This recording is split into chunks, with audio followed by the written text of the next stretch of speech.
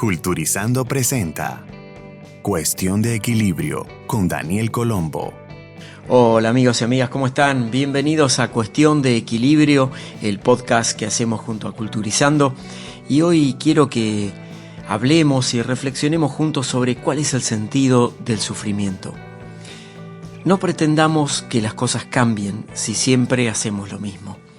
Las crisis son la mejor bendición que puede sucederle a las personas y países, porque las crisis, si las sabemos comprender, trae progresos. La creatividad nace de la angustia como el día nace de la noche oscura. Es en la crisis donde nace la inventiva, los descubrimientos y las grandes estrategias. Quien supera la crisis se supera a sí mismo sin quedar superado. Quien atribuye la crisis a sus fracasos y sus penurias, violenta su propio talento y respeta más a los problemas que a las soluciones. La verdadera crisis es la crisis de la incompetencia. El problema de las personas y los países es la pereza por encontrar salidas y soluciones. Sin crisis no hay desafíos. Sin desafíos, la vida es una rutina, una lenta agonía. Sin crisis, no hay méritos. Es en la crisis donde aflora lo mejor de cada uno, porque en crisis todo viento es caricia. Hablar de crisis es promoverla, y callar en la crisis es exaltar el conformismo. En vez de esto, trabajemos duro. Acabemos de una vez con la única crisis amenazadora que es la tragedia de no querer luchar para superarla. ¿Sabes de quién son estas palabras? Son de Albert Einstein. Algunas veces, frente a situaciones verdaderamente desafiantes, sobre todo en el plano de la salud, yo mismo me he preguntado y he escuchado a miles de personas preguntarse ¿por qué a mí? La respuesta me la dio Mónica, hoy una amiga, antes mi psicóloga, que me llevó de a poco a transformar esa pesadilla mental en ¿por qué no a mí?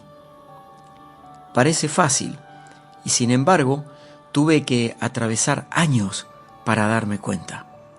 Es un momento en el que haces clic y todo parece despejarse. ¿A cuántos de ustedes les ha ocurrido lo mismo en cualquier aspecto de la vida? Seguramente hubo circunstancias externas y con una gran influencia de nuestros pensamientos negativos o al menos cargados de una energía no tan favorable en aquel momento que nos marcaron y nos desafiaron. Y sin embargo, aquí estamos. A veces el dolor físico, por ejemplo a través de enfermedades, psíquico, el que viene de los pensamientos recurrentes y de los fantasmas internos, o emocionales, los que devienen de la dificultad que podemos tener para perdonar, dejar ir la culpa y el resentimiento y de cualquier otro tipo, pueden ser nuestros grandes maestros. Quizá podemos convenir en que los grandes saltos de crecimiento en nuestra vida, la vida apenas un soplo en la eternidad, como ha definido este paso por el planeta Tierra más de un pensador, han venido de la mano de grandes dosis de sufrimiento y de experiencias dolorosas, de cualquier forma en que se hayan manifestado. Y los seres humanos somos extremadamente sutiles en muchos casos. Es por eso que no necesariamente llegamos a manifestar el sufrimiento de enfermedades, depresión, adicciones o incluso atentando contra nuestra propia vida en muchos casos que conozco, sino que nos auto boicoteamos. Esa mirada censuradora del verdadero ser, ese inmutable que habita dentro nuestro y que conforma lo que verdaderamente está en la esencia de cada persona, muchas veces se revela y se manifiesta caprichosa y constantemente en una actitud adolescente que revela, acá con V corta, revelar nuestra propia insatisfacción sobre cómo estamos viviendo. ¿Te pasó alguna vez que quisiste tener el poder de desaparecer o de teletransportarte, como en aquella serie y películas de Viaje a las Estrellas, a algún lugar que soñamos que puede ser el paraíso? Y sin embargo, casi al instante, tenemos la facilidad de la introspección. Miramos hacia adentro y nos damos cuenta que escapar no conduce a nada. Apenas puede maquillar el dolor o el sufrimiento. Un libro verdaderamente transformador que te recomiendo es El hombre en busca de sentido, de Viktor Frankl, creador de una corriente de análisis llamada logoterapia. Frankl, que estuvo muchos años en los campos de concentración, perdió a su familia, a su mujer, hijos y muchos amigos en aquella horrorosa situación. Sin embargo, más allá de que cualquiera pudiese pensar en su desánimo, se enfocó en cómo sacar provecho de esa vivencia tan cruenta. Es así que, mentalmente, ya que estaba imposibilitado de hacerlo de otro modo, fue repasando las conductas de sus compañeros y la suya propia, y analizando en detalle con su ojo clínico los comportamientos que llevaban a que algunas personas sobrevivieran al horror y otros no.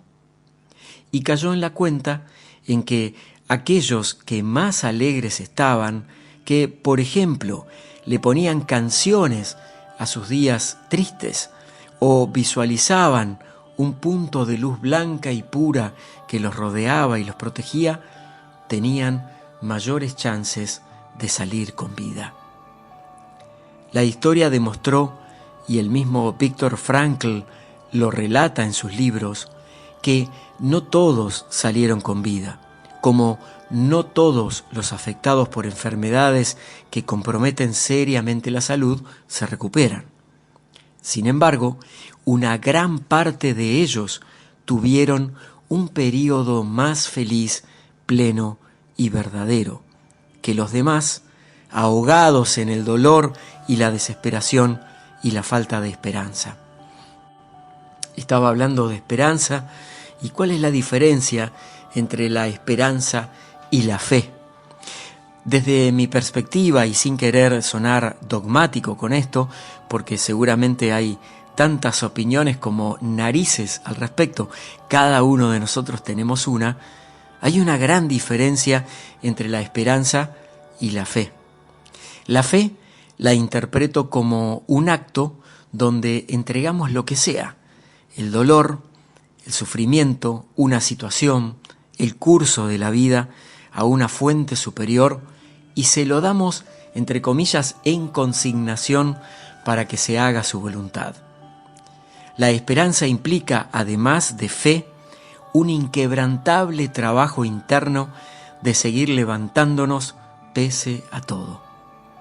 Es, en cierto modo, adueñarnos del poder que reside dentro nuestro, explorarlo, sacarle lustre y utilizarlo casi como un escudo protector para atravesar cualquier desafío que se presente, incluso aquel más desmoralizante y fuerte que nos toque vivir.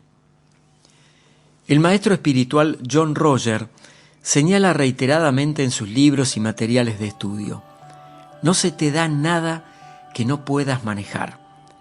No es un concepto nuevo.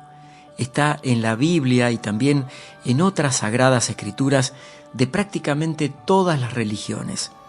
Y esta frase, corta y potente, no se te da nada que no puedas manejar, muchas veces funciona como un recordatorio de que las cosas que nos tocan vivir y atravesar vienen a enseñarnos algo.